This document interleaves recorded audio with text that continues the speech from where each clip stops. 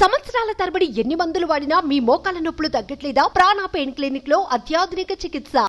పని చేయాలంటే లంచం ఇవ్వాల్సిందే అన్నట్టుగా తయారయ్యారు కొందరు అధికారులు. ఫైలు కదలాలంటే జేబు నింపాల్సిందే. ఒకవేళ అలా చేయకపోతే ఆఫీస్ చుట్టూ తిరిగి తిరిగి చెప్పులు అరిగిపోవాలి తప్ప పని మాత్రం కాదు. అదిగో చేస్తాం ఇదిగో చేస్తాం అంటారే తప్ప మామూలు ఇవ్వందే కొంతమంది సంతకం కూడా పెట్టరు. వాళ్లకు కావాల్సింది దక్కే వరకు టార్చర్ మామూలుగా ఉండదు. తాజాగా విశాఖలోని 2 గ్రామ పంచాయతీ కార్యదర్శులు లంచం తీసుకుంటూ ఏసీబీకి అడ్డంగా దొరికిపోయారు.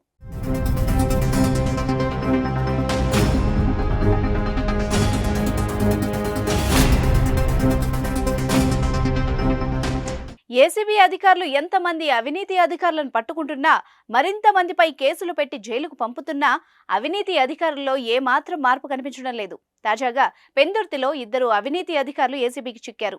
8,000 లంచం తీసుకుంటూ అడ్డంగా బుక్ అయ్యారు. జూత్తాడకు చెందిన 2 పంచాయతీ కార్యదర్శులు. ఓ వ్యక్తి ఇంటి నిర్మాణం చేసుకున్నాడు. ఆ ఇంటికి పన్ను విధించాలని పంచాయతీ కార్యదర్శి సత్యనారాయణకు కోరాడు. ఇందులో మరో పంచాయతీ కార్యదర్శి ప్రవీణ్ కూడా ఉన్నారు. పని చేసి పెట్టాలంటే 10,000 లంచం చెల్లించాలని డిమాండ్ చేశారు ఆ అధికారులు. అంత ఇచ్చుకోలేనని చెప్పడంతో 3,000 వరకు అయితే అడ్జస్ట్ చేస్తానని చెప్పాడు బాధితుడు. అందుకు ససేమిరా అనడంతో 8,000 ఇచ్చేందుకు ఒప్పందం చేసుకున్నారు. ఆ అధికారుల బాధపడలేక లంచం ఇవ్వడం ఇష్టం లేక ఈ విషయాన్ని ఏసీబీ అధికారులకు బాధితుడు సమాచారం అందించాడు. రంగంలోకి దిగిన ఏసీబీ అధికారులు పెందుర్తి పరిధిలోని జూత్తాడ గ్రామ సచివాలయం వద్ద లంచం తీసుకుంటున్న పంచాయతీ కార్యదర్శులు సత్యనారాయణ, ప్రవీణ్లను రెడ్ హ్యాండెడ్ గా పట్టుకున్నారు.